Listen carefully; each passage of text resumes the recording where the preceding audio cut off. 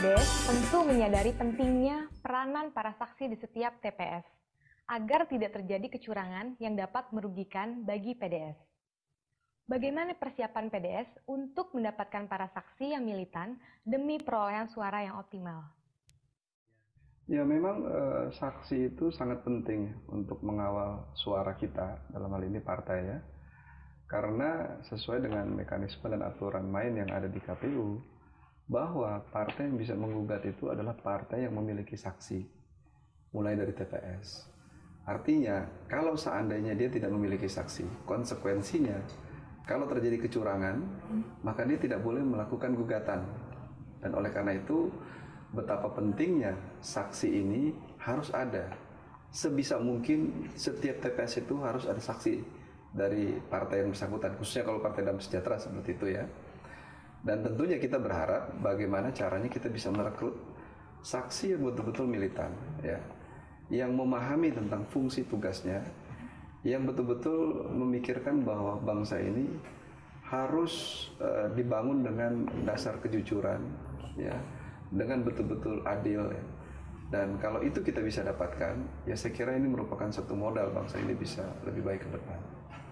Dan oleh karena itu saya kira partai tentu harus mampu merekrut para simpatisan ataupun para volunteer ataupun para saksi ya, yang betul-betul tidak ikut-ikutan menjadi saksi hanya karena motivasi uang ya, atau motivasi-motivasi lain ya, yang membuat dia itu mudah untuk dibeli atau dibayar, dan ini akan sangat rentan ya. Dan oleh karena itulah tentu harus ada model daripada bagaimana PDS dalam hal ini bisa merekrut saksi yang betul-betul militan dan dia bekerja untuk kepentingan PDS dalam hal ini. Oke, dari paparan yang Bapak sampaikan itu, sumber-sumber saksi itu berasal dari mana ya Pak? Bagaimana kita bisa merekrutnya? Ya, sebenarnya sumber-sumber saksi itu bisa dari beberapa hal ya. Yang pertama tentu dari pengurus partai. Karena pengurus partai itu kan dia memiliki cabang ya, dia mulai dari tingkat pusat, lalu di tingkat provinsi, di tingkat kabupaten kota, lalu di tingkat ranting itu ada kecamatan, lalu di tingkat desa atau kelurahan itu juga ada, bahkan sampai di tingkat unit ya. Jadi salah satu sumber dari saksi itu adalah dari kepengurusan partai, hierarkis partai. Yang kedua juga kita juga memiliki caleg ya, caleg semua tingkatan, mulai dari caleg calon legislatif tingkat DPR RI, lalu di tingkat provinsi dan di tingkat kabupaten. Nah biasanya satu daerah pemilihan itu atau dapil yang namanya itu banyak calegnya, itu juga bisa dijadikan sumber sebagai saksi. Nah caleg-caleg ini kan tentunya mempunyai tim sukses ya, mempunyai keluarga, mempunyai saudara-saudara, mempunyai kawan-kawan yang mereka juga bisa dimintakan untuk menjadi saksi.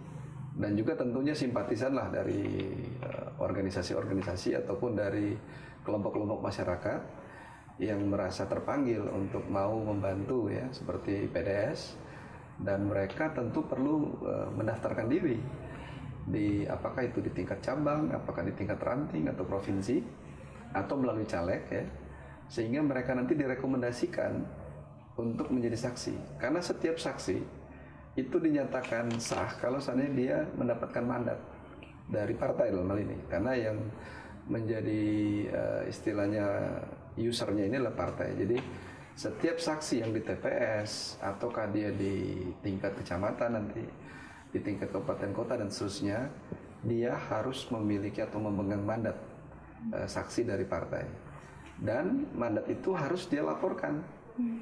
Jadi umpamanya pemilu tanggal 9 April 2009 ya, satu hari sebelum pemilu ya, yang mendapatkan mandat untuk saksi TPS, dia sudah harus melaporkan ke tingkat PPS ya.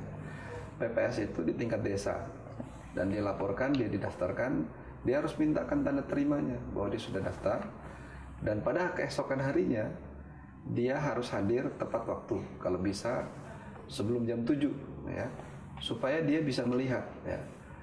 Artinya yang dia lihat itu di sini pertama adalah berapa jumlah pemilih, daftar pemilih tetap di TPS yang bersangkutan. Dan yang kedua adalah dia juga harus memantau ya, box yang ada itu.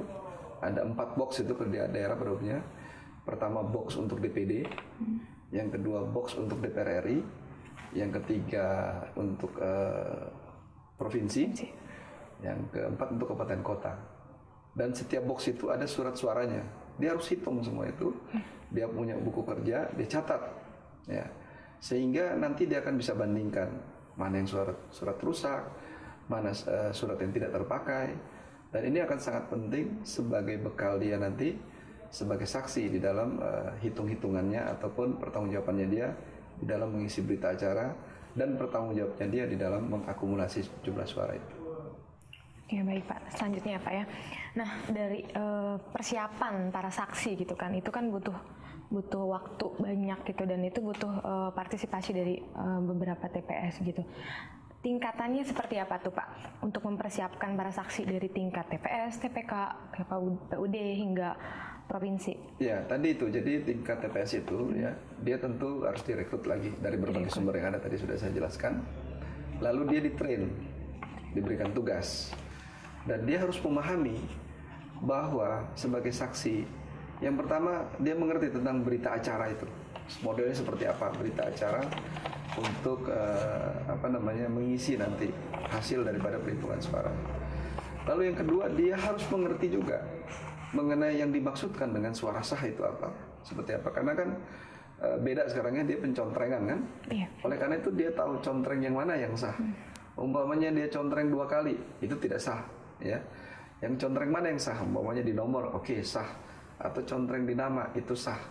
Lalu contreng di gambar itu juga sah. Dan dia harus tahu mana itu sah. Lalu yang tidak sah terjadi umpamanya udah dicontreng di nomor, dicontreng lagi di gambar, nah itu tidak sah. Atau 2 kali contreng di tempat yang berbeda, itu tidak sah. Dan yang penting dia harus tahu juga yang dianggap sah, ya.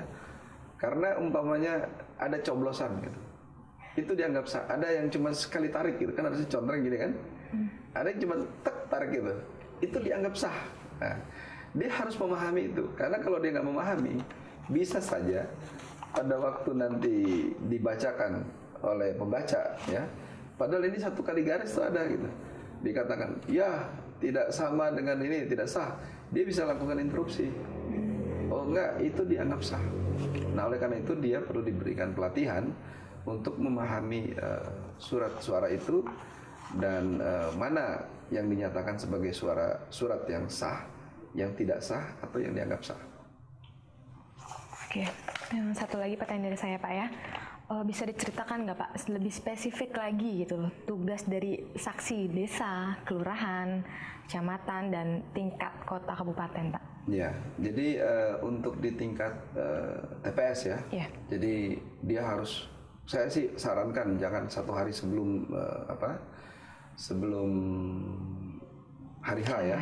Kalau bisa 2 hari sebelum hari H. Karena dikhawatirkan kalau seandainya 1 hari terus TPS-nya itu orang PPS-nya entah kemana, ada begitu banyak partai yang berjubel ya, sehingga dikhawatirkan hilang waktu. Jadi kalau bisa 2-3 hari sebelumnya sudah dipegang mandat, lalu dia lakukan pendaftaran. Nah dengan adanya bukti pendaftaran bahwa dia mendapatkan mandat dan juga ada bukti tanda terima dari PPS, maka pagi-pagi jam 7, kalau bisa sebelum jam 7 itu datang ke tempat TPS. Dia absen, dia nyatakan bahwa dia sebagai saksi, dan dia mengawasi mulai dari proses pembukaan segel daripada kotak-kotak itu yang ada ya. Itu dia harus perhatikan. Dan seperti yang saya katakan tadi, dia harus mencatat semua itu, mulai dari jumlah suara, daftar pemilih tetap yang ada di TPS itu, lalu jumlah kertas dari masing-masing itu, dan dia harus mencatat semua itu. Dan dia tunggu ya, walaupun memang dikatakan bisa saja dia pergi kemana, nanti dia kembali pada waktu penghitungan suara. Tapi kami sarankan supaya saksi tetap ada di tempat lokasi pemilihan sampai dengan penghitungan suara ya.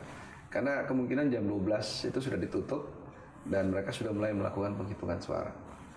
Nah di dalam penghitungan suara ini selain ada buku kerja kan ada juga berita acara itu. Dia tentu mencatat. Ada hal-hal yang tentu dia harus perhatikan. Yang pertama adalah yang membaca